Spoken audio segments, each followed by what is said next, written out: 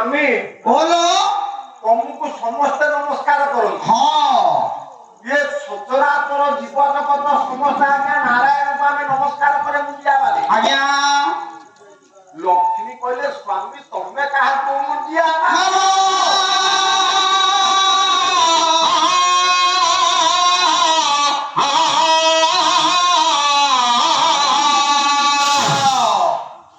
ନାରାୟଣ କାହାକୁ ନମସ୍କାର କରନ୍ତି? କାହାକୁ ଆଜ୍ଞା ତାଙ୍କୁ ତ ସମସ୍ତେ ନମସ୍କାର କରନ୍ତି। ଆଜ୍ଞା ସିଏ କାହାକୁ ନମସ୍କାର କରନ୍ତି? କାହାକୁ ଆଜ୍ଞା ନାରାୟଣ କହିଲେ ମୁଁ 6 ଜଣଙ୍କୁ ନମସ୍କାର କରେ। ଏଇଟା କାଲି ସାର୍ କରୁଥିଲେ ବୁଝିଲୁ ସାର୍ କାଲି କରୁଥିଲେ ଭାଇନା କହିଥିଲେ। ହଁ ସେଇଥିରୁ ମୁଁ କହିବି ଜାଗର କଥା ତାହେଲେ ଭାଇନା କହିଛନ୍ତି। ନାଇଁ ଜାଗର କଥା ନୁହଁ କୋଉ 6 ଜଣଙ୍କୁ ଠାକୁର ନମସ୍କାର କରନ୍ତି ଭାଇନା ତ ଆମର କହିଥିଲେ। ହଁ ମାସ ଉପବାସୀ ଆଜ୍ଞା ଶେଷ ଭୋଗୀ ଆଜ୍ଞା ସଫଳତା ନାରୀ ସହସ୍ର ଚନ୍ଦ୍ର ଦର୍ଶୀ ସେଠୁ ହଁ ଏଇଟା କହିଥିଲେ କାଲି ଆଉ ଭାଇନା ତ ଆମର କହିଥିଲେ। ଆଜ୍ଞା ଏଇଥିରେ କୋଉମାନେ ମାସେ ଉପବାସ ରୁହନ୍ତି ଆଜ୍ଞା ନା ଶିବରାମ ନୃସିଂହ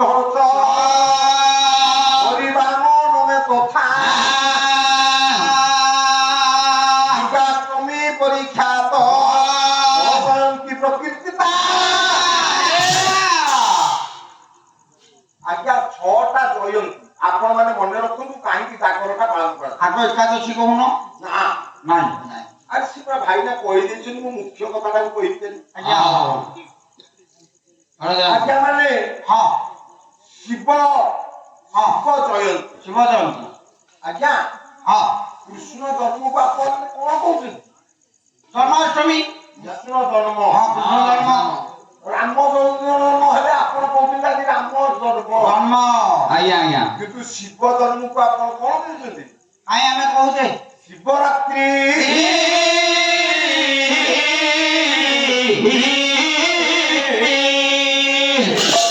ଆରେ ସମସ୍ତଙ୍କର ତ ଜନ୍ମଦିନ ପାଳନ କରାଯାଉଛି। ଆଜ୍ଞା ଶିବରାତ୍ରି କାହିଁ ଶିବଙ୍କ ଜନ୍ମଙ୍କର ଜନ୍ମଦିନଟା ଆଜ୍ଞା ଦିନ କୁହାଯାଉନି ନା କୁହାଯାଉଛି ଶିବରାତ୍ରି। ଆଉ ଶିବରାତ୍ରିରେ ଜନ୍ମ ହୋଇଥିବେ ଶିବରାତ୍ରିରେ ଜନ୍ମ ହୋଇଥିବେ ଭାରତ ବର୍ଷରେ ହଁ ପୁରାଣ ପୃଷ୍ଠରେ ଆଜ୍ଞା ଆପଣ ଯେତେ ଠାକୁର ଦିଅ ଦେବତା ଦେଖନ୍ତୁ ବାସ୍ ସମସ୍ତଙ୍କର ଜନ୍ମଦିନ ପାଳନ କରାଯାଏ। ଆଜ୍ଞା ଯାହାର ଜନ୍ମଦିନ ପାଳନ କରାଯାଏ ସିଏ ଜନ୍ମ ହୁଏ ମରେ ମରେ ହଁ ଆସିବ ହେଲା କଥାଟା। ଆଜ୍ଞା ଶିବ ଜନ୍ମ ହୁଅନ୍ତିନି ନାକି ସିଏ ମରନ୍ତି ମରନ୍ତିନି। ନାଇଁ ସିଏ ହେଲେ ପରମାତ୍ମା ତେଣୁ ତାଙ୍କର ଜନ୍ମଦିନକୁ ରାତିରେ ପାଳନ କରାଯାଏ। ଆରେ ରାତିରେ ପାଳନ କରାଯାଏ ତେଣୁ ରାତ୍ରି ଯାକ ଉଜାଗର ରହି ଆଜ୍ଞା ଭଗବାନ ଶିବଙ୍କର ପରମାତ୍ମାଙ୍କ ଜନ୍ମଦିନକୁ ଯିଏ ପାଳନ କରନ୍ତି ସାରେ ସେମାନେ ସ୍ୱର୍ଗକୁ ଯାଆନ୍ତି।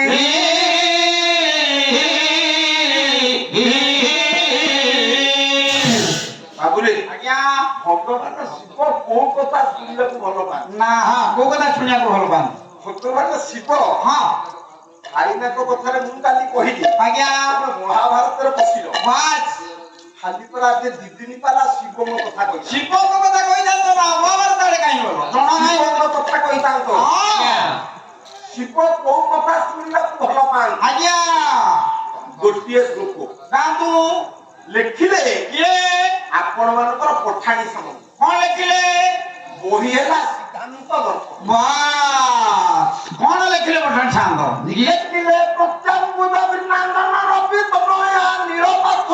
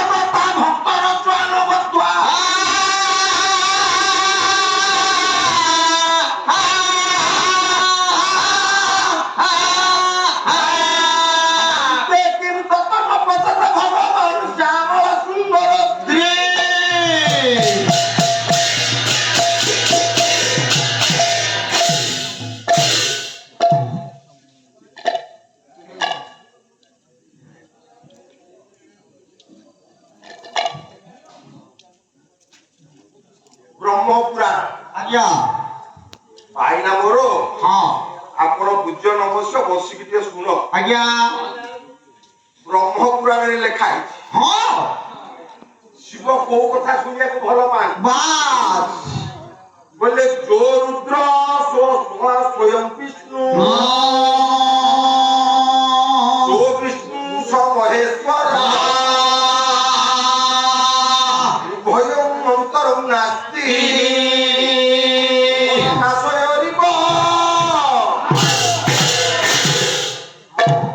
ଇଏ ଆଜ୍ଞା ଶିବ, ହଁ ସିଏ ହଉଛନ୍ତି ବିଷ୍ଣୁ ଯିଏ ଶିବ ସିଏ ବିଷ୍ଣୁ ଯିଏ ବିଷ୍ଣୁ ସିଏ ଶିବ ସିଏ ହେଲେ ଶିବ ଆଜ୍ଞା ତାଙ୍କ ଉଭୟଙ୍କ ଭିତରେ ହଁ କୌଣସି ସମ୍ମାନନୀୟ ମୋର ସୁଧୀ ଦର୍ଶକ